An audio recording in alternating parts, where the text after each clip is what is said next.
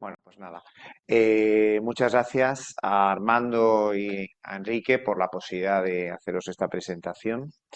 Eh, la verdad es que os he escuchado y he escuchado un poquito a Armando y me he recordado bajo viejos tiempos porque, para quien no lo sepa, yo he estado en este negocio de centros médicos en su momento y por una serie de circunstancias de todo tipo, aquello fue un desastre y se cerró. Pero prefiero decirlo por si a alguno le suena, porque yo fui en su momento el promotor y propietario de unas clínicas sin internamiento, que eran las clínicas Alder. Estoy hablando de los años 1997 en adelante, hasta el año 2000, 2009, exactamente. Y conozco perfectamente la problemática que sufrís en el día a día en lo que se refiere a las compañías de seguro sanitario.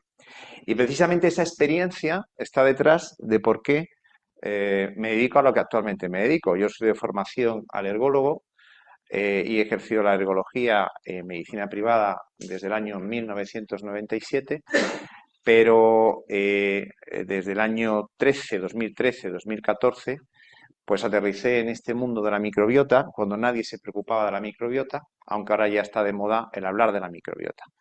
Y vengo a hablaros de microbiota. Y me vengo a hablaros de la microbiota con un planteamiento de un nicho de actividad 100% privada, que es, yo creo, la prioridad y la posible vía de escape o solución de los centros médicos. Fue precisamente esa circunstancia, esa horrible experiencia con las compañías de seguro, la que me hizo pensar dónde puede haber un nicho que no esté controlado por las compañías y que pueda ejercer un médico en realidad de cualquier especialidad, aunque lo ideal es que sean, como luego os explicaré, médicos con una visión más holística o transversal, como pueden ser médicos generales, internistas o, en su caso, como yo, alergólogos. La presentación, voy a ponerme aquí esto para controlar un poquito la hora, porque me dijo Enrique que tenía una hora. Si ves que me paso de tiempo, que soy un poco pesado hablando, me avisas, ¿de acuerdo? La he dividido en tres partes. La primera, os voy a contar algo respecto a la microbiota, porque me dijeron que algunos de vosotros erais médicos, muchos tampoco lo erais médicos, pero bueno, he traído unas primeras 20 diapositivas para explicar conceptos en relación con la microbiota para que sepáis de lo que está hablando, porque tú hablas en los medios de comunicación y algunos colegas que se dedican a la divulgación de la microbiota de una manera muy superficial, me gustaría por lo menos repasar unos cuantos conceptos. Luego quiero hablar de la empresa nuestra, Immunomed,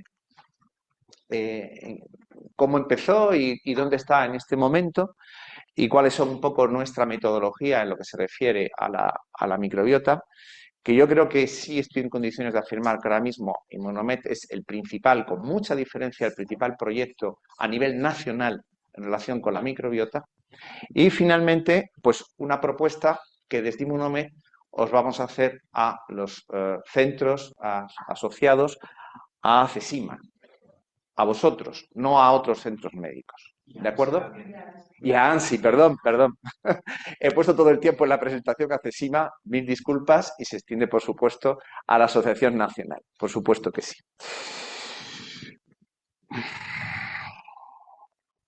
Bueno, pues vamos a la primera parte. Esto a lo mejor es un poco más tedioso para vosotros. Ver un poquito de prisa.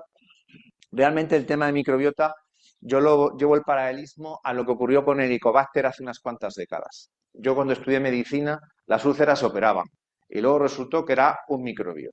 Y esa fase, que ahora nadie piensa que ocurrió en su momento, lo definió muy bien en un artículo de Revista Clínica Española el profesor Pajares, jefe de servicio digestivo de la Princesa, que se publicó, creo que fue el 2003.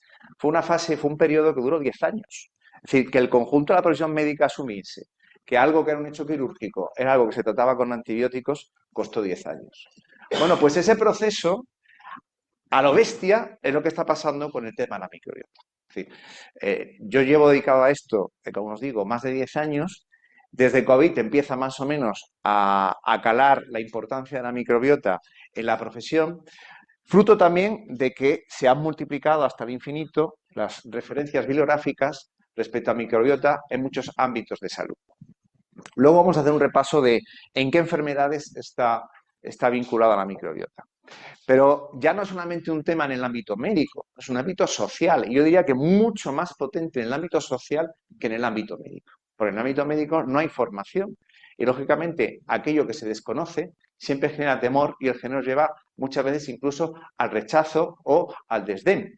Y en este caso, el paciente o los grupos de pacientes y los medios de comunicación están generando auténticas burbujas o auténticos boom en lo que se refiere a la microbiota. Estas son referencias de algunos periódicos, en concreto este es del periódico de Barcelona, o esto también creo que es un corte de una revista sectorial en el ámbito de salud. No es solamente la palabra microbiota cuando hay búsqueda respecto al asunto, es la palabra microbiota, microbioma, el SIBO, las disbiosis, las intolerancias alimentarias.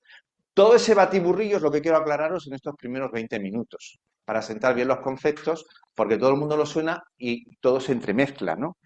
Hoy día, como pasa con todo lo que se precie que tenga cierta importancia o cierta referencia, en breve vamos a celebrar el Día Mundial del Microbioma. Y además está muy bien puesto el nombre, porque el nombre correcto de esto no es microbiota, como se dice popularmente. El nombre realmente correcto es microbioma. Y ahora os lo voy a explicar.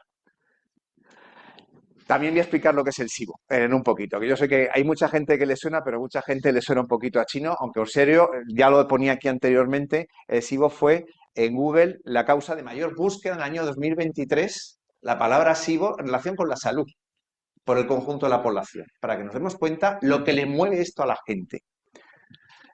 Bien, los conceptos. Microbiota, microbioma. ¿Qué es la microbiota? Los microbios. Punto. Ya está. El conjunto de microbios. Los reinos, que recordad, los que estudiaron medicina, que son las bacterias, que son los hongos, que son los parásitos, y un nuevo reino que la mayor parte de la gente no conoce, que se llama la arquea, que es un reino muy desconocido por los propios médicos, que ignoran lo que es y que es crítico para la salud y para la humanidad por muchos temas, porque es el principal responsable del famoso cambio climático. Microbioma. El microbioma ya son los microbios y el ecosistema en el cual se mueven esos microbios, incluyendo también el genoma microbiano, los genes móviles, como son los fagos. Los fagos son secuencias virales incorporadas al genoma de bacterias o de arqueas, los metabolitos que están produciendo y las interrelaciones que se producen en el sitio donde están alojados los microbios, que suelen ser barreras.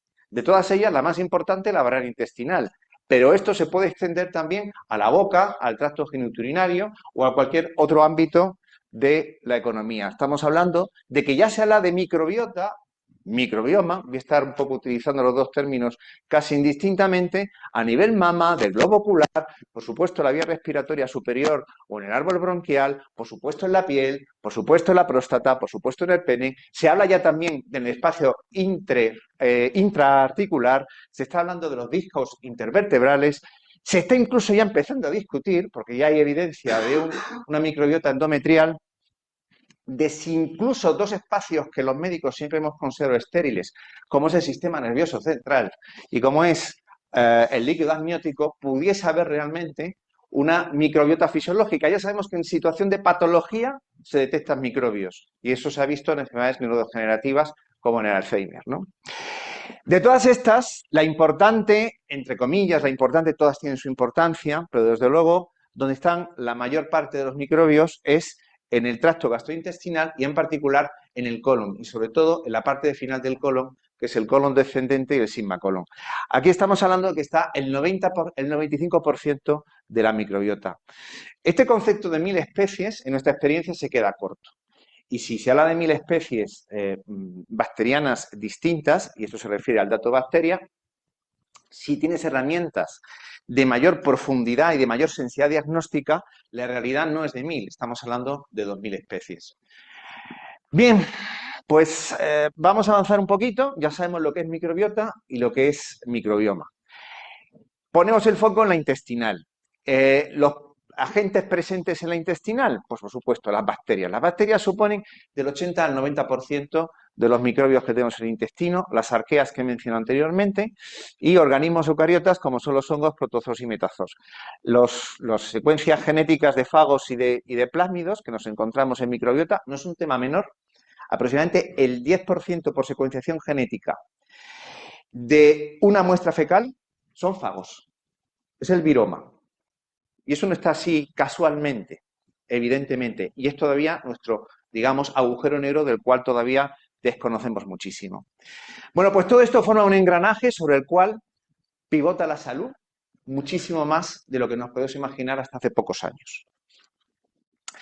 ¿Qué funciones tiene este microbioma?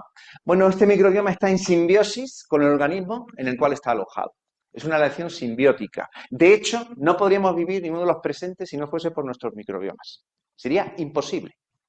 Porque el microbioma tiene un papel crítico, por ejemplo, en la digestión de parte de lo que comemos. Los microbios tienen infinitas más enzimas de las que tenemos nosotros, o de las enzimas humanas. Por poner un ejemplo, ¿no? Por supuesto, aparte de esa acción enzimática, tiene una acción metabólica crítica. Se considera que entre el 40 y el 45% de las sustancias que circulan en nuestro torrente sanguíneo está originado en el microbioma intestinal, y es una barbaridad. Tiene un papel fundamental, vamos a poner acento sobre todo en lo que tengo subrayado, a nivel inmunológico. Es la primera barrera del sistema inmune innato. Es crítico, la disfunción del microbioma siempre lleva a patología inmunológica. Y es crítico para la señalización neurológica. Habéis oído seguro, lo habéis oído esto del eje intestino-cerebro. Ya no se habla de eje intestino-cerebro, el nombre correcto es eje intestino-microbioma-cerebro, porque el papel fundamental de esa correlación está en el microbioma intestinal. Y tiene un papel fundamental en la protección frente a muchos patógenos. En estas funciones hay un concepto muy importante, que es el de la redundancia. ¿Qué quiere decir? Bueno, pues si yo este bicho me falta, siempre intenta buscar otro bicho en este ecosistema para cubrir esa función. Es decir, el ecosistema tiene sus propias reglas e intenta de alguna manera cubrir sus funciones para las cuales está llamado. Eso significa que los microbios se comunican entre sí y hay interrelaciones que pueden ser negativas o pueden ser interrelaciones positivas. Tienen mecanismos para comunicarse a través de ciertos péptidos, como puede ser en el caso de las bacteriocinas, para tener a raya posibles patógenos, esa función defensiva que decía anteriormente, o directamente señales químicas que pueden ser bien inhibitorias o bien estimuladoras. Incluso se habla de aquella comunicación, se ha demostrado científicamente que hay ciertas vesículas extracelulares de origen bacteriano que se utilizan para comunicarse las bacterias, e incluso hay algunas publicaciones que hablan de la comunicación a través de ondas electromagnéticas. Al final, pues los ecosistemas, como ocurre, yo no me llevo bien con todos mis vecinos, me llevo bien con unos o me llevo mal con otros. Y eso hace que al final se vayan definiendo consorcios microbianos que buscan normalmente un objetivo común o una función que intenta mantener. E intenta competir con otras que por diferentes mecanismos nos puede estar afectando y no son con las que yo me llevo bien. Hay relaciones, por lo tanto, estimuladoras e inhibitorias. Por lo tanto, este ecosistema, que es un ecosistema vivo, es un ecosistema de frágil equilibrio. Es fácil que esto se desequilibre y eso es lo que se llama directamente disbiosis. Y podemos tener disbiosis según es vía respiratoria, boca o lo que sea, de la parte correspondiente. Aquí hablamos del intestino, disbiosis intestinal, que es uno de los temas que motiva búsquedas y interés de muchos pacientes que esto le empieza a sonar. La disbiosis, en el fondo, es un concepto muy etéreo, porque ¿cuál es la eubiosis? ¿Cuál es la normalidad? Evidentemente, muchas veces no es tanto el desequilibrio en relación con supuestas normalidades, aunque se han intentado definir, lo que se llaman enterotipos, sino cómo se altera esa microbiota a lo largo de la vida. Y ahí cobra mucha importancia, esto es que os voy a contar, es realmente yo creo el concepto más importante, y esto sí que no saben los pacientes, pero me gustaría que vosotros sí lo asumierais, el concepto de la resiliencia del ecosistema. Si yo tengo un ecosistema poco resiliente, es como una caña. Todo lo que agreda a ese microbiota va a hacer que se desequilibre y tenga problemas. Si tengo un junco y es un ecosistema resiliente, luego va a volver a esa normalidad. ¿Y cuál es la mayor agresión?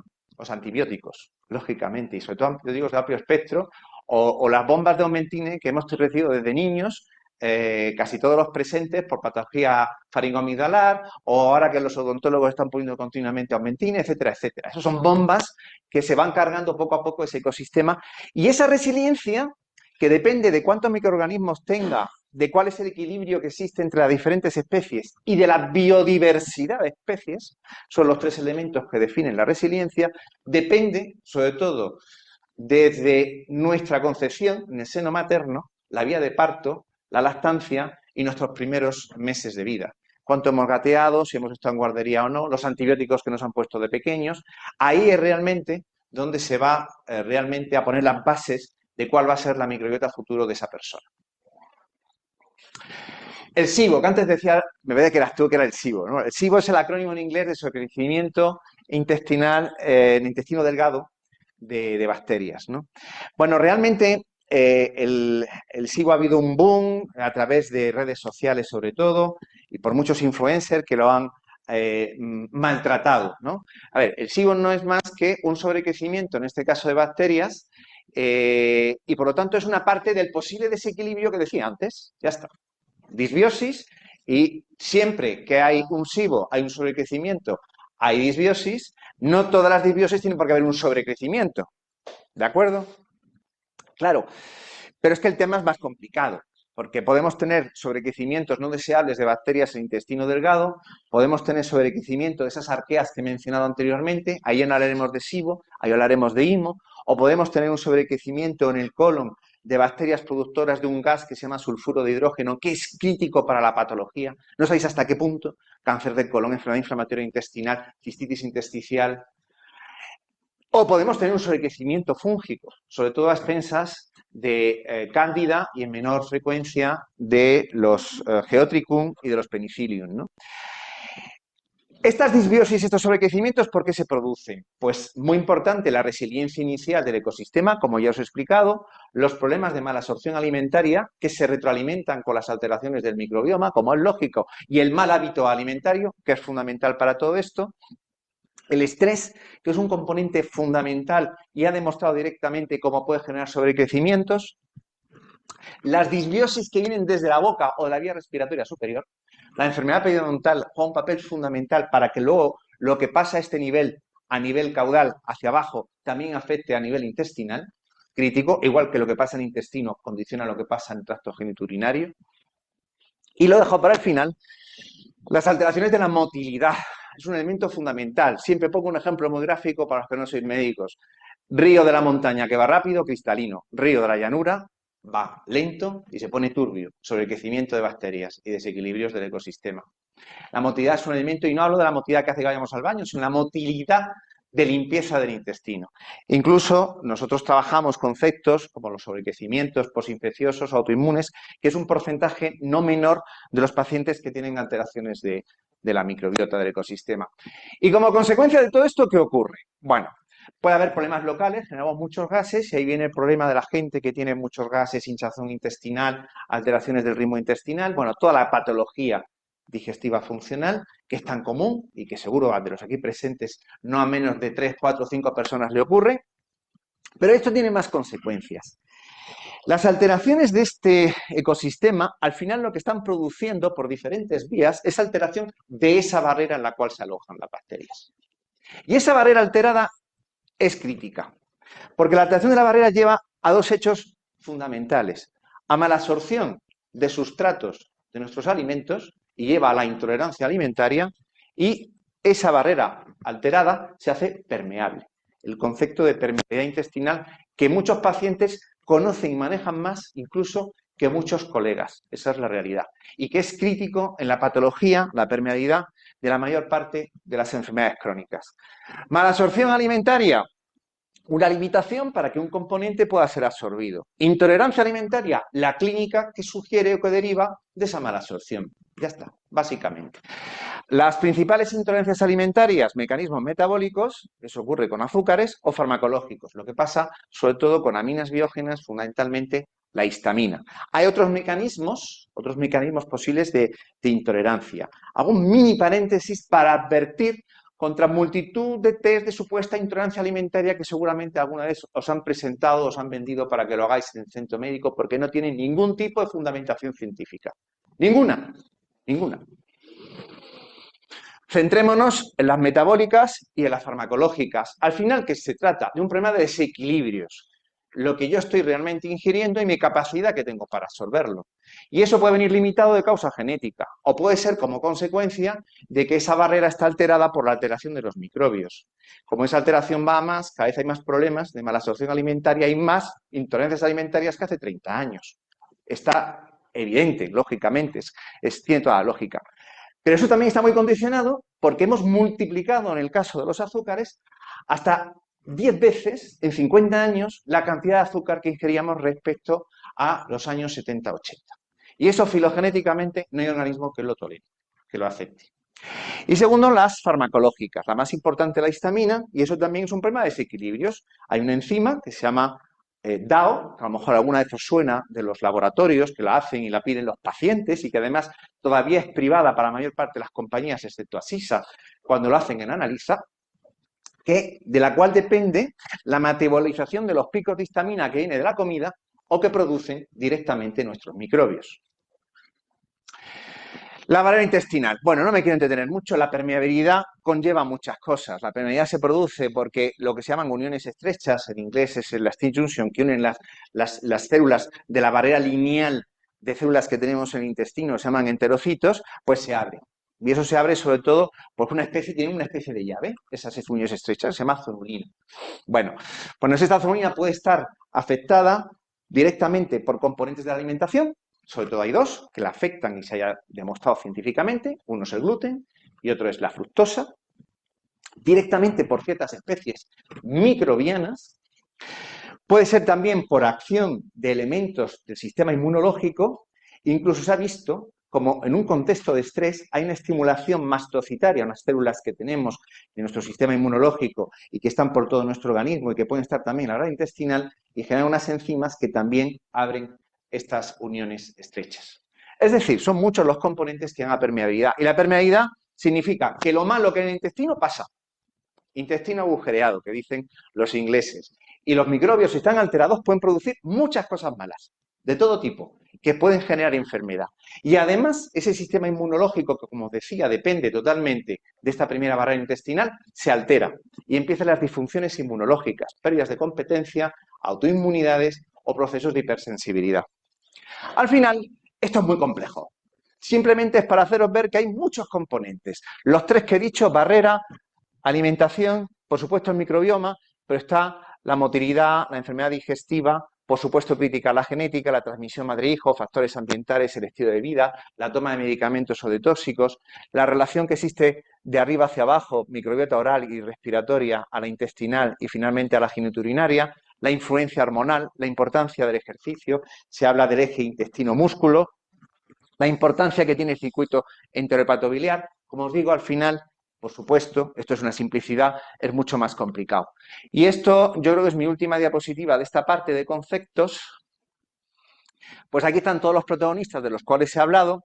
He hablado de la fructosa, que es el concepto del llamado FODMAP, que son azúcares fermentables, de la histamina y del DAO, he hablado del gluten y la intolerancia alimentaria, os he hablado de las bacterias, lo del SIBO, LIMO, lo de los hongos, la presencia de parásitos muchas veces como señal de oportunistas que están ahí en un ecosistema desequilibrado, y la barrera intestinal con su problema de permeabilidad y con su problema de inflamación. Y al final, ¿dónde vamos? A enfermedad, en todos estos ámbitos. Enfermedad que hoy se estima, y ya quito un poco el tema, bueno, luego hay una parte un poquito más complicada, pero bueno, yo creo que lo más complicado médico ya lo hemos pasado. Enfermedad que se estima hoy día que aproximadamente más del 90% de las enfermedades crónicas, más de 350 entidades, están vinculadas en mayor o menor medida a las alteraciones del microbioma. Y eso es una barbaridad de gente. Hablamos de millones de personas. Evidentemente, bueno, ha habido publicaciones en ámbitos de salud de todo tipo, no solamente, por supuesto, digestivos, se lleva la palma al cáncer colorectal, pero también en el ámbito neurológico cada vez hay más publicación, sobre todo en lo que se refiere a la enfermedad de Parkinson. Hay críticas dentro del colectivo médico, hay mucho desconocimiento, no hay información y algunas críticas tienen evidentemente su fundamento. Faltan consensos, todavía hay controversias, si estamos hablando de relaciones donde no se puede establecer todavía dónde está la causa, dónde está la consecuencia. Muchas veces las cosas son cruzadas y son las dos realmente. No hay suficiente formación, no hay recursos. Los estudios, muchos de ellos no están bien diseñados, eso es un gran problema. Pero creo que en positivo, en ese sentido, la evidencia científica se está multiplicando, sobre todo de origen anglosajón, fundamentalmente norteamericano. Empieza a haber algunos consensos, por ejemplo, la Sociedad Española de Neurología ya ha establecido un consenso del vínculo a la enfermedad neurológica con la microbiota Hace poquito hice una charla a un evento de 80 neurólogos y debatimos sobre el tema. Por ejemplo, es una especialidad que lo tiene bastante interiorizado. Empezamos a ver cómo la modulación que se puede empezar a modular del microbioma lleva a unas respuestas clínicas muy favorables, y ahí tenemos nosotros una amplísima experiencia. Hay un interés progresivo y creciente, y va a ser exponencial en los próximos años, en la profesión médica, y las líneas de investigación se están multiplicando, sobre todo porque las herramientas para conocer el ecosistema han mejorado muchísimo en los últimos 6 años, como ahora os voy a enseñar.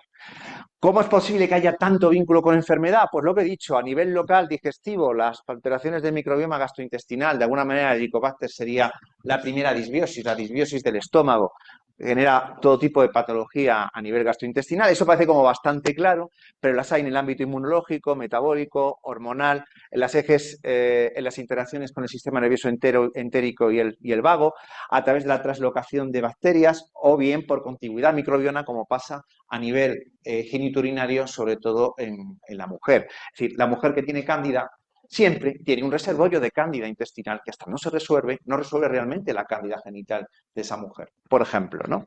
O las infecciones de tracto urinario recurrentes, ¿no?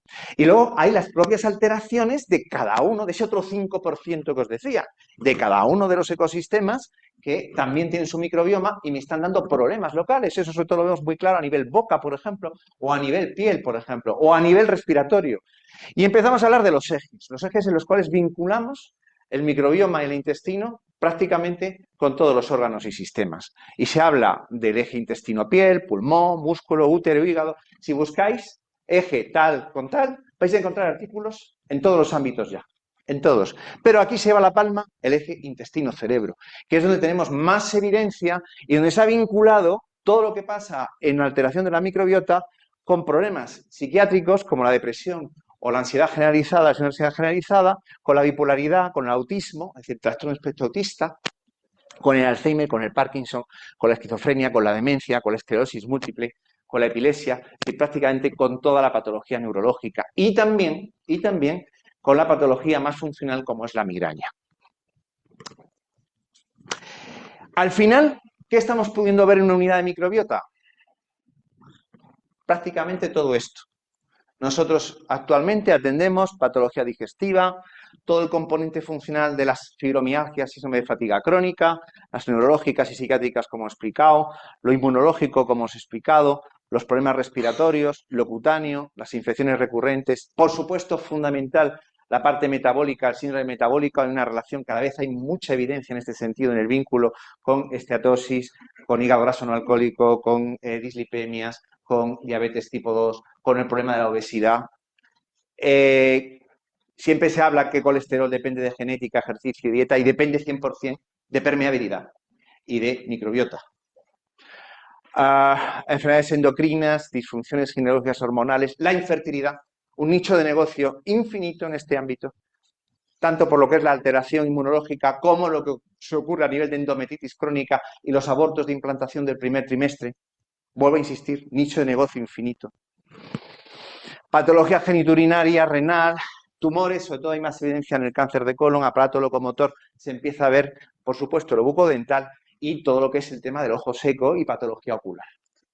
Es prácticamente el 95% de las patologías por las cuales acuden a vuestros centros médicos. ¿Qué es Immunomed? Bueno, pues un poco por mis malas experiencias con compañías y por el desastre que se produjo en nuestros centros médicos en su momento, yo dije, ¿dónde hay un nicho donde haya pacientes privados? Y por eso básicamente estoy aquí, vamos a hablar en plan. Luego me gustó mucho y luego resultó que yo estaba trabajando entonces en un hospital Beata, que allí llegó Sergio Suárez Guijarro, que a lo mejor lo conocéis alguno, digestólogo muy conocido del sector y que lleva la endoscopia de Asisa en la Moncloa y también está allí en Beata, y a él le gustaba este tema y su hijo tenía asma y empecé a ver a su hijo. Las casualidades de la vida, las casualidades de la vida. Pero hay un matiz importante. Yo no soy digestólogo y yo seguía historiando. A mí me gustaba esto, la gente cuando le sienta mal lo que come, pues no sé si sale de intolerancia. En privada van a la primera asistencia que pueden tener, no es como en pública que tienen un filtro. Pero yo no historio solamente aparato digestivo, yo seguía historiando piel y seguía historiando vía respiratoria. Y empecé a encontrar correlaciones. Y empecé a hacer pruebas a pacientes sin clínica digestiva que tenían asma o que tenían urticaria crónica.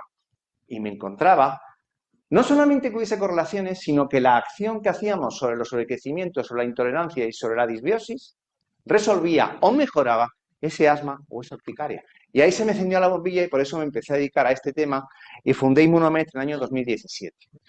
Somos pioneros en este sentido, llevamos 8 años, hemos atendido más de 25.000 pacientes, atendemos cualquier patología vinculada al microbioma, realmente nuestra historia clínica es transversal, historiamos todo, es realmente consulta casi de medicina interna o una medicina general muy profunda, vamos a llamarlo así, pero donde también preguntamos boca o preguntamos por los aspectos emocionales del paciente, que siempre es crítico esa parte.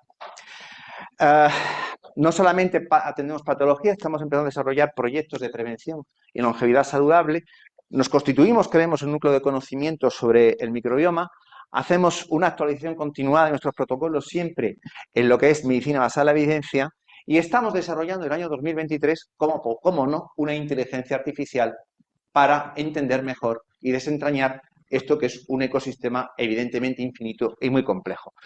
¿Cuáles son nuestros principios? Bueno, pues somos singulares, evidentemente, porque pocas empresas se dedican a este tema de esta manera en España.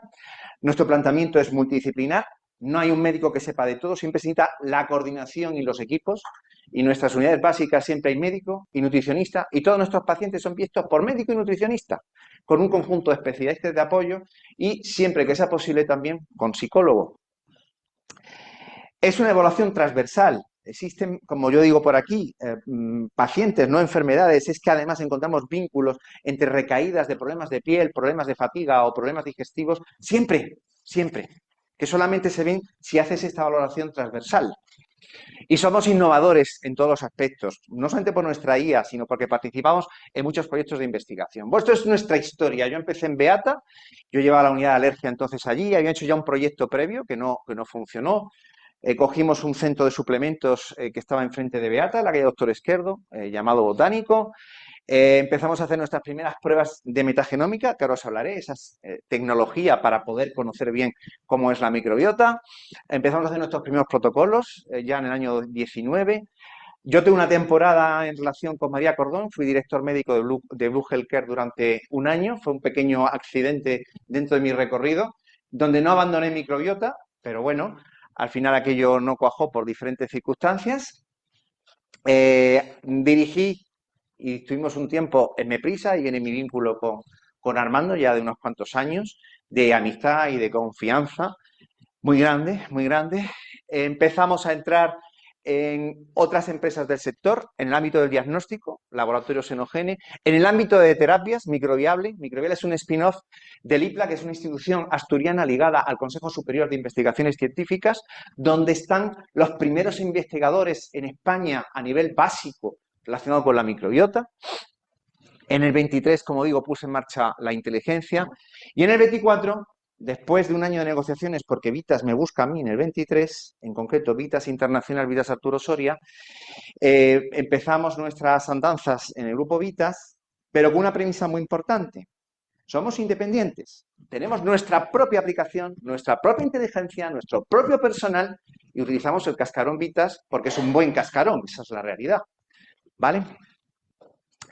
Bueno, estamos ahora en muchas más cosas, como vamos a repasar. Tenemos un área docente, tenemos convenios con las universidades de Navarra, con la Universidad de Alcalá de Henares, con el CEO, con la Universidad Europea de Madrid.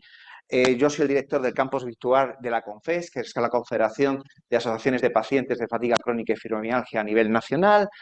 Vamos a poner en marcha un máster exclusivo para médicos, solo para médicos, porque el problema es que todo lo que hay es un batiburrillo de PNIs, integrativos, nutricionistas, pseudomédicos en muchas ocasiones, que seguro que algunos han vendido la moto sobre estas cuestiones. Esto es una cuestión sobre todo el ámbito médico y exclusivamente médico, y la formación tiene que ser para médicos fundamentalmente. Yo eso lo defiendo a rajatabla.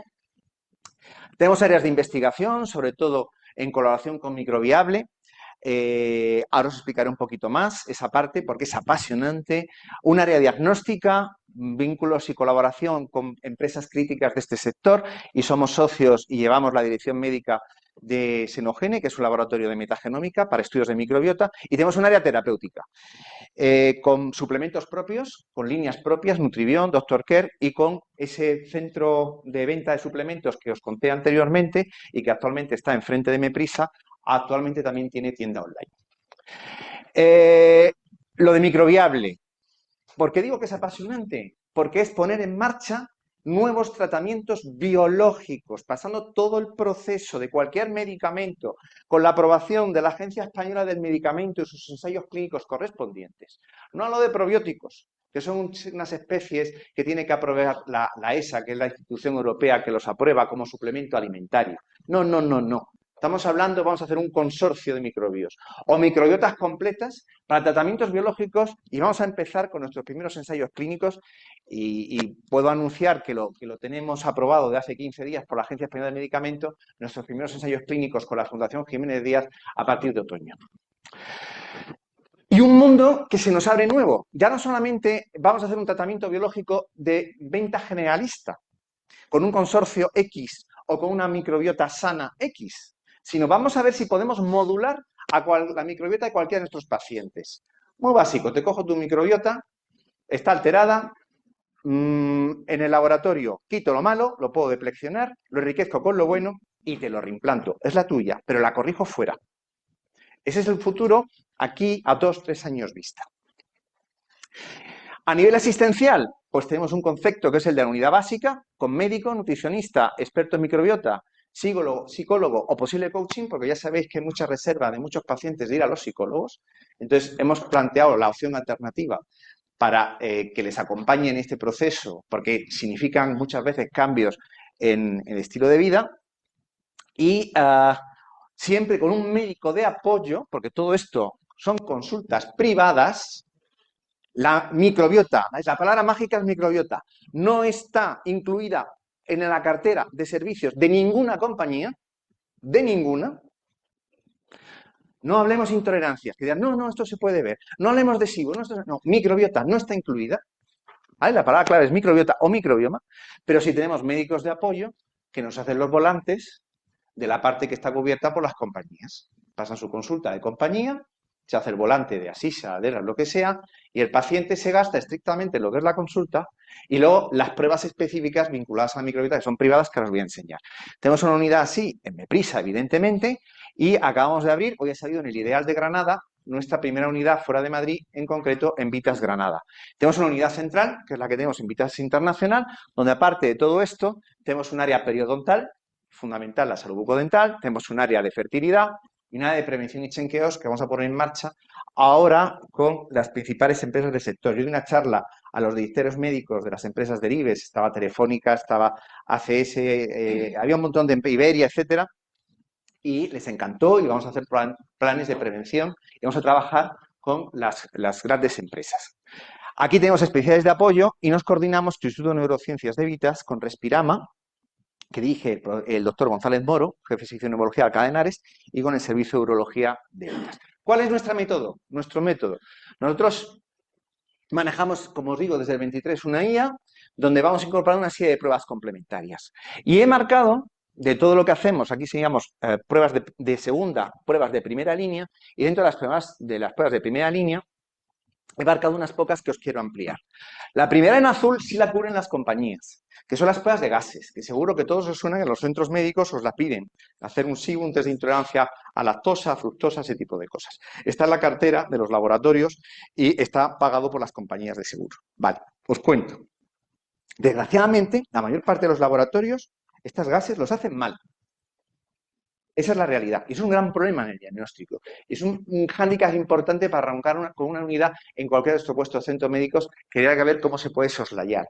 Porque tanto las de SYNLAB tienen errores, las de Echevarne tienen errores, las de Unilab son las peores, claramente, y lo siento, pero lo puedo decir, se lo he dicho a ellos a la cara, así que no tengo ningún empacho, son las peores. Las únicas medio decentes hoy día son de Megalab o de Analiza, de los grandes laboratorios. Estos son pruebas de gases. Tomamos un sustrato y nuestros microbios van fermentando y vamos exhalando gas y medimos hidrógeno y medimos metano. Y eso es lo que viene en el nomenclátor de las compañías, pruebas de gases con estas dos mediciones. Ojo, en Estados Unidos ya se está midiendo sulfuro de hidrógeno. Ese otro tercer gas que decía que era muy importante para la salud, el sulfuro de hidrógeno. Y aquí en España no lo hace todavía ningún laboratorio. Y esa parte sí pudiera ser privada si hubiese posibilidad de algún laboratorio donde pudiéramos vehicular esa actividad. Porque eso sí se podría cobrar por independiente, fuera de lo que es estrictamente los gases que las compañías pagan, creo que son 20 a 30 euros, es decir, una miseria, poquísimo, como todo. Pruebas privadas. Y voy a poner hincapié en cosas privadas a partir de ahora. El lácteos. El lácteos es una prueba fantástica para el diagnóstico de precisión de la intolerancia a la lactosa. Tiene una rentabilidad diagnóstica de en torno al 90 y pico %. Sensibilidad del 93, especificidad del 91, valor predictivo positivo 92, negativo 92. En las pruebas de gases de lactosa, que es las que sueles hacer en los centros médicos, están en torno al 65%. No son nada confiables. Tomas un medicamento que se llama Lactest, que se compra en la farmacia, que lleva gasilosa, que es sensible a la acción de la enzima lactasa, y según lo que tú excretas en orina, sabemos exactamente qué intolerancia tienes. El paciente paga el medicamento, y ahí está el beneficio del laboratorio, y luego el laboratorio os puede colocar en vuestras clínicas un pocket muy sencillito, que tarda 1 minuto en darnos la lectura, que lo puede aprender un auxiliar, una enfermera o un nutricionista, incluso un nutricionista de incluso una unidad, si lo hemos montado, por ejemplo, en Granada. Y ahora mismo nosotros, por ejemplo, estamos cobrando por eso 40 euros, por esa determinación en orina.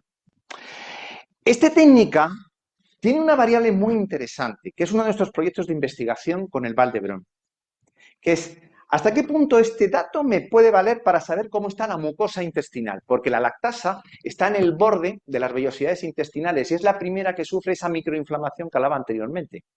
Por lo cual, pues, es una vía de un seguimiento evolutivo de esa barrera, que es la clave de toda esta historia. Bueno, eso es un proyecto de investigación que estamos empezando ahora y que veremos resultados en 1 año y medio. Pero pronto es una prueba que, más allá de diagnosticar intolerancia a lactosa, puede tener otras aplicaciones. Por supuesto, el laboratorio os pone esa maquinita gratis. Y ya es cuestión de negociar porque tiene un fungible mínimo y bastante económico, pero nosotros, pues bueno, hemos conseguido que nos regalen grandes cantidades por la colaboración que existe, pero siempre se puede negociar. Y hay un margen importante en este sentido, porque el coste, creo, por determinación, creo que era de 4 euros o 5 euros aproximadamente. Otra prueba privada. Os he dicho antes que los sobrecrecimientos pueden ser autoinmunes. Se generan anticuerpos que atacan elementos que están detrás de la motilidad de limpieza. Estos anticuerpos no los mide ningún laboratorio en España. Solamente se mide en Estados Unidos.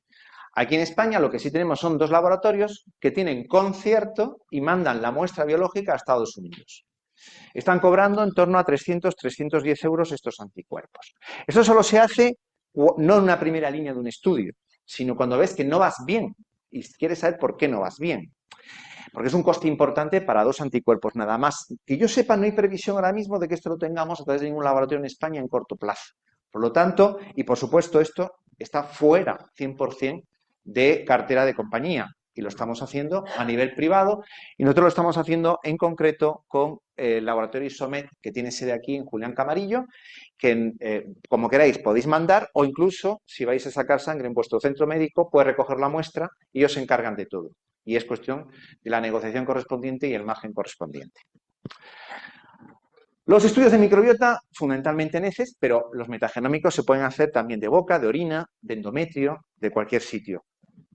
Los microbiológicos, microbiología de rutina, que todavía sigue siendo útil en un estudio global de un paciente, como es ver el antígeno Helicobacter, coprocultivos, hongos, parásitos, la giardia, etc. Estudios microbiológicos. Hay muchas empresas desde hace 10 años que venden test de disbiosis. En España hay 2 sobre todo, el Instituto de Microecología y Teletest. No sé si a alguno os suena cualquiera de estos 2 laboratorios. Uno está en Barcelona y esto está aquí en Madrid, en Comenar Viejo. Yo trabajo solamente con microecología, por un tema de confiabilidad en el dato, pues después de muchos años de trabajo con Teletest. A mí el dato de Teletest no me ofrece confiabilidad. Y tenemos un acuerdo, incluso nos han hecho un test a medida de lo que necesitamos. Yo no quiero ver bacterias en un estudio microbiológico, porque son estudios por PCR, y PCR, como vosotros sabéis, incluso los que no sois médicos, por toda la historia COVID, va dirigido a buscar algo que quiero ver si está o no está. Punto. No me hace un rastreo. Entonces, claro, aquí me hacen unos paneles de 10 bacterias, 15 bacterias, en ecosistemas de 1500 o de 2000. Es una cosa, vamos, a los principios aún puedo entenderlo. En el año 16-17 yo lo manejaba en ese sentido, no tenía mejores herramientas. Ahora no tiene ningún sentido hacer eso, ninguno. Pero sí es cierto que las pruebas metagenómicas de secuenciación genética, que ahora os voy a explicar y es lo último, sí es cierto que fallan en hongo y en parásito.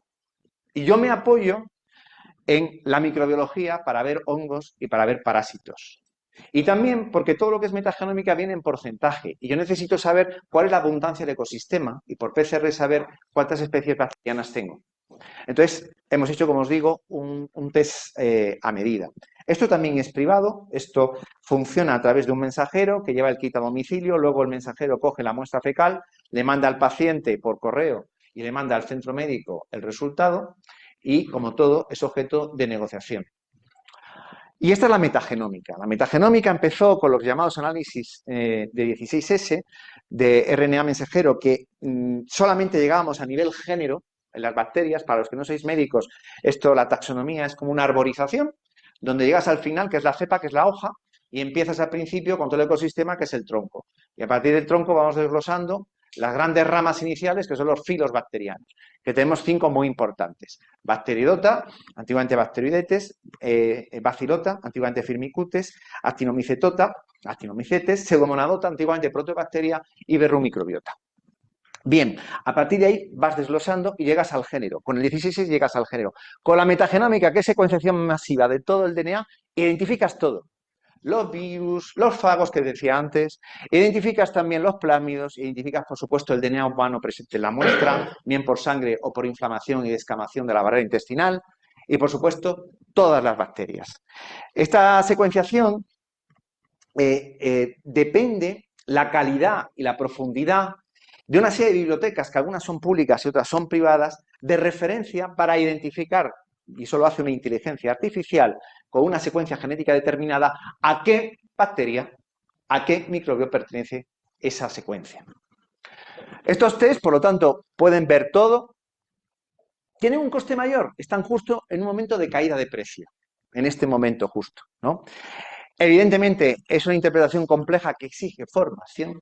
Esto se está vendiendo actualmente por Internet. La gente se lo hace y luego no sabe qué hacer con estos documentos y se lo lleva al médico. El médico tampoco sabe qué hacer y tiran el dinero.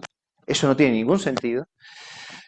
Como he dicho, no funcionan en parásitos y en hongos, solo lo dan en porcentaje. Hay todavía bacterias. Cada año vamos conociendo nuevas bacterias, aunque parezca increíble. Pero tiene una amplitud y precisión de la información en bacterias y bacterias infinitamente superior y puede llegar, como os decía antes, al viroma y a los plásmidos. Y empezamos a hacer también ya metagenómica de la ruta metabólica. Oye, yo tengo esta secuencia genética que pertenece, que la tiene esta bacteria, que lo que hace es producir esta enzima. A eso podemos llegar ya. Y yo tengo estudios de la metagenómica y de la metabolómica. Se están aplicando técnicas de inteligencia artificial para, sabiendo qué microbiota tengo, dar una suposición de cuál es su actividad metabólica, porque eso es crítico para entender su relación con la patología. Críticas a estos las tienen, que si no hay evidencia, que si la información no es real, si solo deben hacerse para investigar, si no es viable incorporar a la rutina. Nosotros lo hemos conseguido incorporar, nosotros evidentemente sabemos sacarle partido a la información de nuestros test, por supuesto para investigar, pero ya se pueden utilizar para detectar X cosas. Pongo un ejemplo para el que sea médico. A ver, yo es que el otro día vi un Proteus mirabilis del 11% o una Pseudomonas del 8% aeruginosa que evidentemente tengo que tratar en un paciente muy patológico y que no se coge con los coprocultivos en ninguno de los casos. Hace poquito, un panel de expertos a nivel europeo hizo un posicionamiento respecto a estos test metagenómicos. Esto ha sido en diciembre del año pasado. Y entre las conclusiones de exigencia crítica que tienen que tener los test, no vale cualquier test metagenómico, por supuesto, decía que los datos pueden ser útiles en el manejo de algunas enfermedades, aunque ellos dicen que no se emprende de forma rutinaria. No, tiene que ser tras una historia clínica en un profesional experto, en un contexto de una unidad que sabe lo que hace, ¿vale? Y son necesarios más estudios, evidentemente, para evaluar la indicación y las posibilidades que tienen los test. Estamos empezando a dar los primeros pasos, sin ningún tipo de duda. Yo cada día que pasa digo, soy más ignorante en este tema, aunque llevo 11 años. Eso es lo que tiene la microbiota. Pero tenemos capacidad de ayudar a muchos pacientes. Hay muchas limitaciones que, como todo en la vida, es conocer las limitaciones y adaptarte a esa limitación. Por supuesto, es una foto de algo que es un vídeo. Yo lo tengo en cuenta. O si la muestra fecal responde realmente a la realidad intestinal. Las bacterias están en doble capa de moco. Hay unas que son en moco superficial, otro moco más profundo. Ya sé, los lactobacillus están en moco profundo y, por lo tanto, las pruebas metagenómicas tienen infrarrepresentados lactobacillus. Por poner un ejemplo, eso es formación, formación, formación, como todo en la vida, formación. Esto simplemente es una página para que os dé una idea de lo que estamos hablando, de un test que tiene 100 y pico páginas. Por eso necesitamos IA, como es lógico, ¿vale? Y nosotros trabajamos con el laboratorio Xenogene. Yo manejé en la época del Buchelker mucho el test de metagenomía que tiene SynLab, que es MyBiome. Hice unos 50 o 60 test en su momento. Detecté cosas que no me convencían. En ese momento la otra opción era Xenogene. Hice un comparativo en la misma muestra fecal. Vi claramente que era mucha mejor opción esta y esa ha sido mi apuesta desde entonces. Ahora están saliendo nuevos test metagenómicos. Reference acaba de sacarlo. Echevarne lo sacó hace un año y pico. Es decir, los grandes laboratorios empiezan a intentar sacar. La ventaja es, como se suele decir, dar el primero, los años de experiencia y el conocimiento incorporado a nuestra IA, porque llevamos muchos años en este tema.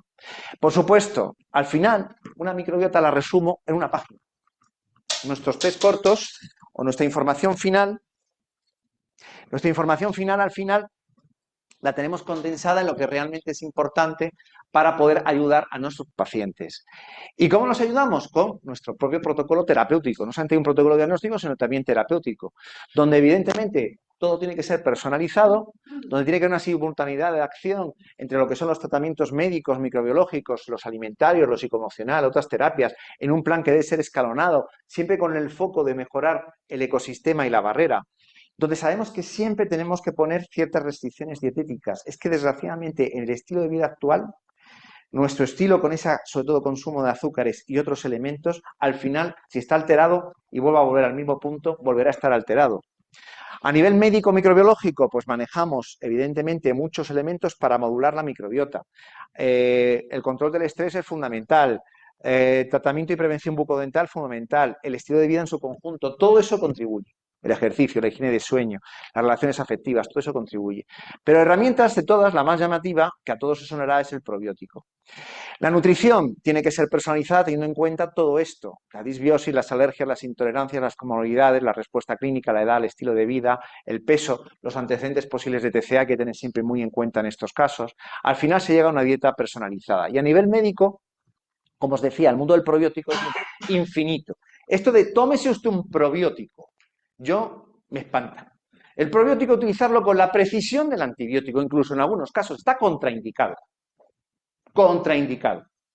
Esto de las farmacias dan probióticos por las buenas es una aberración. Una aberración. Como todo, vuelvo a lo mismo, formación. Si yo tengo, por ejemplo, un seguimiento de arqueas, el probiótico pasa de largo. Solo hay 2 cepas que se han demostrado que puedan modular y tener eficacia en ese contexto. Y estamos hablando de arqueas casi en un 15-20% de la población, que son prácticamente el 90% de los estreñimientos funcionales.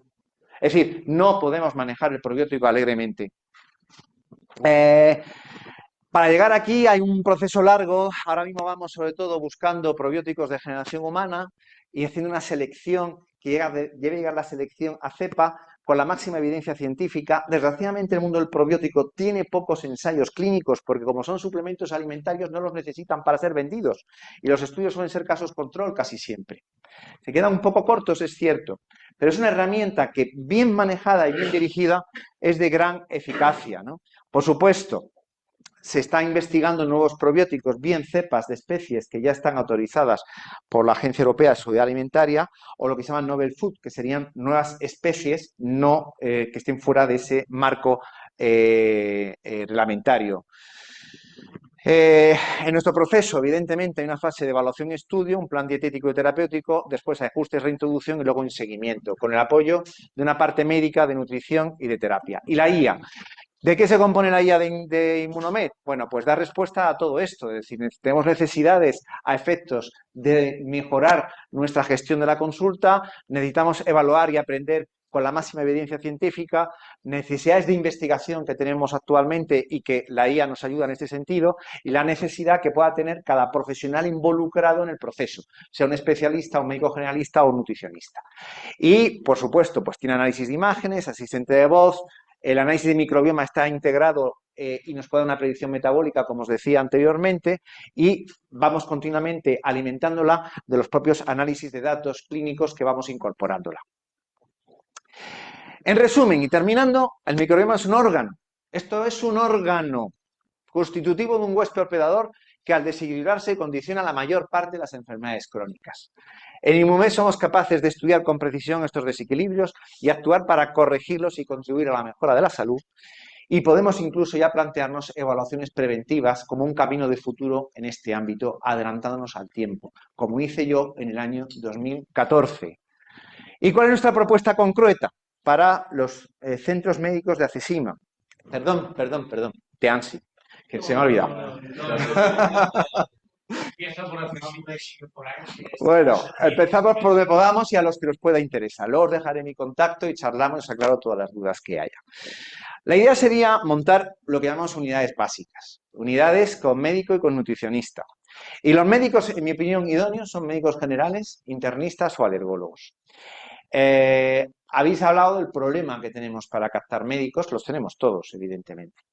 El que sean médicos generales o médicos de familia facilita un poquito las cosas, y es que yo lo prefiero, porque hay que formarles. ¿Y cómo los vamos a formar? Con sesiones prácticas en nuestras consultas, un mínimo de 10, con sesión teórica, con recursos bibliográficos y con los protocolos que nosotros tenemos.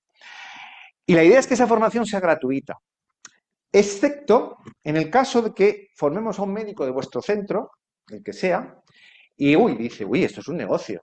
Empiezo a ver aquí pacientes privados, me quiero marchar. Entonces sí nos tendrá que pagar esa formación, si os deja. ¿Entendido? Porque eso es un elemento y un tapón para evitar ese problema que por desgracia ocurre y yo lo he vivido. Que he formado gente y no estaba precavido en su momento y luego, pues como pasa en la vida, luego te dan la puñalada por detrás. Por supuesto, cobertura de posibles dudas continuada a lo largo de los primeros 6 meses del proceso, con la posibilidad también de hacer una formación a un segundo médico, a un segundo nutricionista, en el caso de que haya un cambio de profesionales. No es que me vaya, es que directamente me ha tenido una enfermedad, he tenido que irme a otro país, lo que sea, pues formaremos al siguiente. ¿De acuerdo? Y esto es crítico, el soporte de nuestra IA. Claro, nuestra IA es también una gestión de pacientes, es también historia clínica, es que está totalmente involucrado, no se puede hacer de ninguna otra manera. Luego eso se puede enlazar con vuestros equipos correspondientes, con vuestras aplicaciones.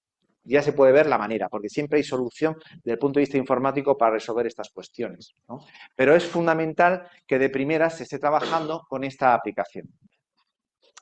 Psicólogo. El psicólogo es muy conveniente, pero no es imprescindible. Por supuesto, si hay un psicólogo vinculado a la unidad, mejor, porque además va a significar más actividad privada que pueda surgir desde ese punto. Y ahí lo digo claramente, psicólogo no compañía, claramente. Si no existiera cobertura en vuestros centros médicos, nosotros podríamos daros soporte online con psicólogos nuestros con un incentivo económico para vosotros, en el caso de que haya una derivación. Recursos de apoyo. Necesitamos un médico que haga los volantes, ya lo he dicho anteriormente. Un laboratorio en el centro médico. Si no hubiese laboratorio, donde queráis concertar, si no tenéis ningún compromiso, como he dicho antes, recomiendo conciertos para este tipo de cosas como Megalab o Analiza. Hoy por hoy, estas cosas cambian. La ecografía del centro médico es una de las partes de la prueba, evidentemente. Y si no la tenéis, donde vosotros queráis derivar. Odontología. Si tenéis odontología, vuestra odontología y que alimente desde aquí, de la unidad de microbiota, vuestra odontología. Y si no tenéis odontología, os remitimos a nuestra área de periodoncia también con un acuerdo económico de derivación. Endoscopia. Ahí estamos en una fase de cambio, porque estábamos trabajando en la endoscopia hasta hace nada con Beata y lo vamos a montar allí mismo en Vitas.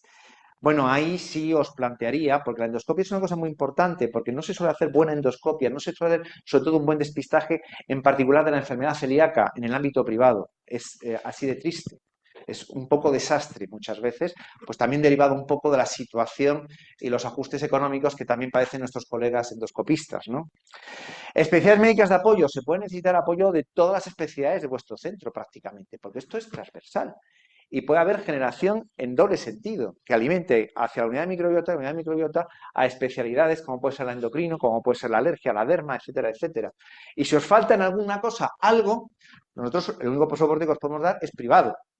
Pero también si es privado sería con un acuerdo económico o incentivo económico. Y luego si hay algún caso muy complicado, que vuestros médicos formados se les escapa y no tienen que derivar, también habría un incentivo económico para el centro médico.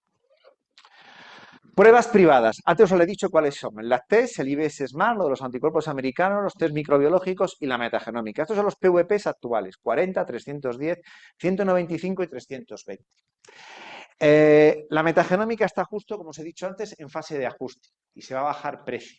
Y de hecho estamos viendo si podemos poner en marcha un informe hipercorto con un test reducido. Ya os he dicho que son 1.000, 1.500, 2.000 especies, pero es cierto que normalmente entre 150 y 160 tienes el 90 al 95% de la información importante. Poder hacer un test intermedio más sencillo y más barato y por lo tanto de mayor venta. ¿Vale? Pensándolo sobre todo desde esa perspectiva también más comercial. Bueno, Immunomed tiene todos estos contactos y contribuiría para que cerréis acuerdos económicos con cada uno de estas 4 empresas. Porque hay margen, evidentemente, por cada prueba privada que se haga para el centro privado. Hay una prueba privada que no he dicho aquí, que he mencionado antes, que es la actividad DAO, que muchos laboratorios la tienen incorporada y que estará dentro de lo que pagan los pacientes cuando tenéis un punto de extracción del laboratorio correspondiente. Con la excepción, bueno, no, porque así se lo cubre cuando se analiza en vuestros centros médicos, seguro que la cobra también. La organización y difusión de estos posibles unidades. Bueno, la agenda de consultas totalmente vuestra. Nosotros recomendamos que una consulta de microbiota nueva sea de 1 hora y la revisión de resultados sea de 1 hora. Y que las revisiones después sean las sucesivas de 30 minutos. En nutrición también, la consulta nueva 1 hora y luego las sucesivas de 30 minutos. Las tarifas que planteamos. A ver, yo os pongo una tarifa mínima que luego podéis subir si queréis. Lo que sí no puedo, si llegamos a un acuerdo o un convenio, es que haremos una formación y que me encuentre de repente una persona que me lo esté vendiendo a 40 euros cuando yo lo tengo a 120. Creo que es lógico, ¿no? Entonces ponemos aquí unas tarifas mínimas que serían 120 euros en consultas médicas nuevas y de revisión de resultados y 100 en revisiones sucesivas, 90 en la primera de nutrición y 50 en las sucesivas. ¿Y la gente lo paga? Yo tengo lista de espera por meses. Es cierto que yo soy muy conocido, pero yo estoy cobrando 300 euros la primera y la segunda. Y no tengo hueco, no tengo respiro. La demanda es brutal, brutal para estas cuestiones. Por supuesto, el cobro de consultas y todo vuestro, evidentemente. Interconsultas y derivaciones según la organización del centro médico. La publicidad de la unidad os corresponde a vosotros, pudiendo hacer, si hubiese interés, una negociación particular con algún centro médico o alguna consulta médica que quiera ser o poner el sello Immunomed. Nosotros damos el soporte, os damos la formación, os ponemos la guía, etcétera, etcétera, pero es vuestra unidad de microbiota, a no ser que estratégicamente os interese que esté vinculada a Immunomed. Lo cual, evidentemente, a efectos también después de divulgación y difusión en redes sociales, tiene también sus ventajas posibles.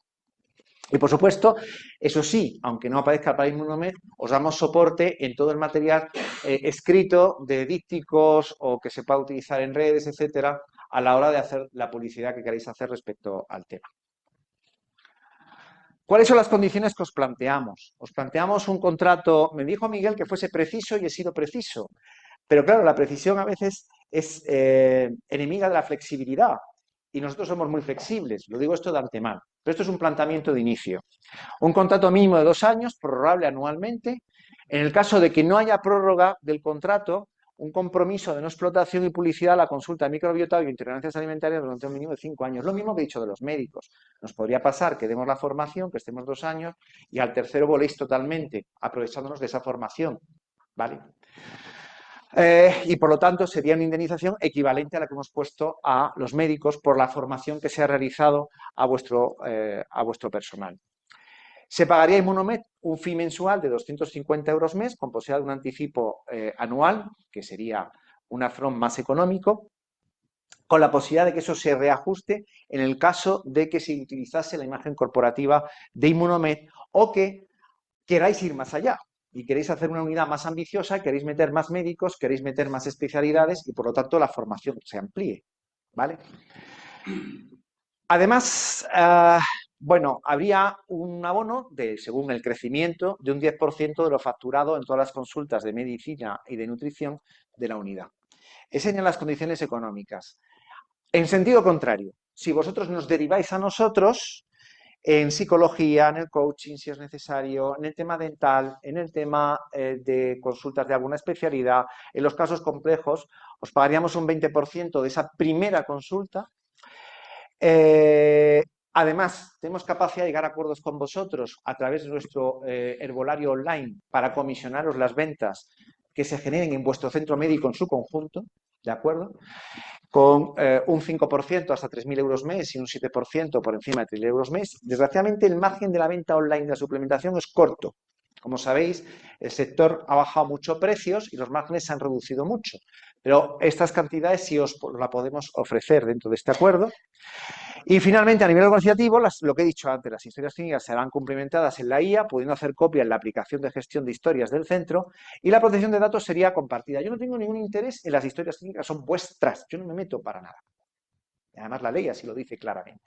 Pero sí, sobre todo, y lo querría explicitar a efectos de la firma de protección de datos inicial por parte de los pacientes, me puede interesar para la explotación de datos no nominalizados con interés científico investigador, exclusivamente. Pero los pacientes son vuestros. Os pongo un ejemplo. Consulta médica, no hay revisión de resultados, 120 y 120 son 240, en un año con el médico habitualmente son 3 revisiones más, a 100 euros estamos en los precios mínimos que os he marcado, son 300. Las consultas de nutrición, la nueva 90, las sucesivas son 50, 4 consultas año, en nutrición es un estándar, no es mucho, lo sabéis de sobra, son 200 más. El margen medio que yo calculo en las pruebas privadas por cada paciente por cada estudio puede estar aproximadamente en 100 euros, que puede ser mayor dependiendo si se hacen todas las pruebas privadas o se hacen 2 o se hacen 3 de las pruebas privadas. He puesto aquí una media. Evidentemente, un beneficio por consultas y pruebas de aseguradoras dentro del centro médico, la circulación que generáis de pacientes, las consultas de hacer volantes, es que cada vez que va al médico, luego va al médico general y también pasa el volante correspondiente y luego hace su análisis correspondiente dentro del centro médico. Y si hay un DAO, eso es mayor, evidentemente. Las comisiones de suplementación, con un gasto medio mes de 180 euros en suplementos, que por ahí debe estar la cosa en la prescripción tipo de nuestros protocolos, sería en un 5% para 10 meses año, he quitado los meses más conflictivos, 90 euros más. Lo cual significa que con un paciente, en un año, se facturan 1.050 euros aproximadamente. Con un paciente, solo con un paciente. Con posibilidad de ingresos extras, sobre todo si tenéis psicólogo en el centro y hay una derivación, con posibilidad de otros pluses si hay derivaciones a Esperden o a Immunomed. ¿Qué ventajas tiene montar esta unidad para vuestros centros? Pues la primera, ingresos privados, que yo creo que debe ser la prioridad hoy día que tenemos que tener todos, y ahí me pongo un poco como protagonista porque cierto vínculo tengo con Meprisa, que es buscar el privado. Y los nichos donde todavía queda actividad privada. Entonces, esto es un ejemplo donde yo he hecho una estimación a razón de 10 pacientes al mes. 10 pacientes al mes, que no es una locura. Durante 2 años continuados, sumando los diferentes conceptos de estudios completos que hemos puesto antes, las revisiones de los que han venido el primer año o los ingresos de los estudios que se inician en el segundo año, estamos más o menos hablando con 10 pacientes al mes de unos 190.000 euros en 2 años de facturación. Más ventajas, posible desarrollo asociado de otros negocios privados, sobre todo la psicología, que es muy fácil, y la odontología. Aparte, que el propio nutricionista puede ser válido para otras consultas privadas de nutrición que no sean tan ligadas o no tengan por qué estar obligadas, vinculadas a la microbiota. Mayor fidelización de profesionales de la unidad y potencialmente el resto del centro médico. La microbiota empieza a estar de moda y gusta. Y tener esto atrae a profesionales. Antes decíais, ¿qué podemos hacer? ¿Qué podemos hacer? Es que yo creo que esto puede facilitar, y no había escuchado a Armando y no había puesto esto antes de saber esto, os lo puedo asegurar, mayor facilidad para captar profesionales, porque yo lo noto. Hay un interés y por formarse y aprender y conocer estas cuestiones. Entonces, es una vía que tenéis un plus a la hora de poder conseguir más profesionales. Incremento el número de pacientes, incremento su circulación también en el centro médico, evidentemente aquí hay mucha circulación, mejora el grado de satisfacción y fidelización de los pacientes del centro, mejora la imagen global del centro y da respuesta a una demanda social que, como os he dicho, estamos en un momento de boom total. Es una ventaja competitiva total respecto a la medicina pública. Os he dicho, no están las compañías de seguro. En la medicina pública ni se la ve ni se la espera la microbiota. Hasta dentro de una década. Tal como está el sistema, hasta dentro de una década como mínimo. Y por supuesto, si firmamos un convenio, podríamos hablar de participación preferente en posibles proyectos tanto de divulgación, de investigación, docentes o asistenciales del Grupo Inmunomed. Muchas gracias. No sé si me he extendido mucho en el tiempo, Enrique. Yo os animo a que os montáis en este universo infinito, en este cosmos brutal que está revolucionando realmente la medicina. La medicina ahora mismo va a cambiar por robótica, IA y microbiota. Y os estoy planteando IA y microbiota. Y que los centros médicos se puedan subir al carro. Los grupos se están subiendo. Nosotros lo estamos haciendo en Vitas con la peculiaridad de que la sartén la llevo yo. Y eso, por eso fue un año de negociación. Y tuvieron que ceder al final. Además fueron ellos los que me buscaron. HM tiene alguna cosita en algún hospital.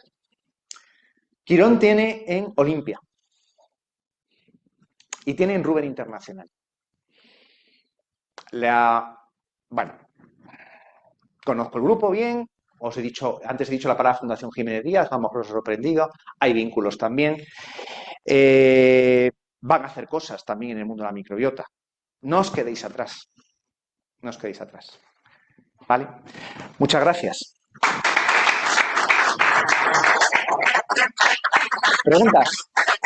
Vale, si tenéis alguna pregunta, comentario, duda, estoy a vuestra disposición. No soy médico, sino oficial pacientes. Entonces, a mí por 1.050 euros tengo una solución. O los 1.050 euros son como diagnóstico y a partir de ahí la solución que me toque. 1.050 euros es un año. En un año normalmente conseguimos unos resultados muy buenos, pero no hablamos nunca de soluciones.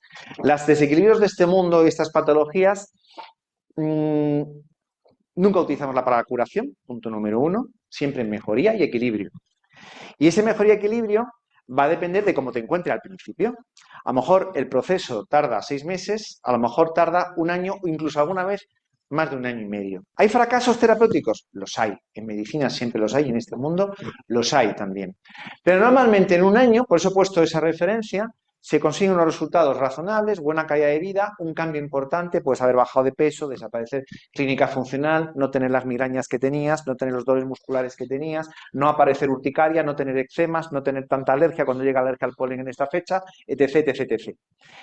Eso sí, implica un cambio en el estilo de vida, sí o sí, porque el estrés, hacer ejercicio físico, el vinito, la cervecita, es que hay los azúcares son horribles, horribles, es que el azúcar está de más siempre, esa es la pura realidad. Mira, ayer escuchaba en la radio que decían un biólogo molecular experto en envejecimiento, decía, la clave está en comer poco, en comer poco. Estamos sobrealimentados, superalimentados en el occidente. Sí, se consiguen unos resultados en la inmensa mayoría de los casos y luego hay un mantenimiento. ¿Publicáis casos de éxito en algún sitio? ¿Hay algún sitio donde se vean referencias? Sí, hay referencias de pacientes porque estamos en varios sitios, tanto en Vitas como estamos también en Top Doctor, por ejemplo. Pero, sinceramente, yo os voy a reconocer una cosa. Cuando yo empecé en este mundo, había una gastroenteróloga en La Beata, que a lo mejor a algunos suena, se llama Silvia Gómez Senén, que ha sido digestivo en La Paz, y que empezó conmigo. Pero bueno, hubo algunas discrepancias. Yo quise incorporar en aquella época a Quique Rey, sobrino de Manuel Díaz Rubio, jefe de servicio digestivo del clínico, que tenía buena amistad con él, y ella se enfadó, y hubo ahí un celo entre los dos, al final no llegamos a acuerdo con uno y con el otro, y Silvia se montó su consulta privada y se fue a La Paz. Y en cuanto cogió un poquito de renombre por La Paz y su consulta privada, empezó al tema de los medios. Y su libro correspondiente, aquí que no falte un libro, La doctora de la Puerta, de Sari Alpone. La doctora de la Puerta trabajó para mí en el año 18 y 19. Los conozco a todos. Yo no me he dedicado hasta la fecha a la divulgación, sino al trabajo oscuro, al trabajo de atrás. He hecho poquito. Ahora es cuando queremos cambiar eso. Ya me han regañado. Pero hemos conseguido construir todo lo que te he enseñado. Y ninguno de ellos está en el punto de la estructura y de lo que tenemos nosotros. Entonces es cierto que tenemos poca divulgación. Ahora es cuando vamos a empezar a hacerlo. ¿Algún otro comentario o pregunta? Bueno, yo...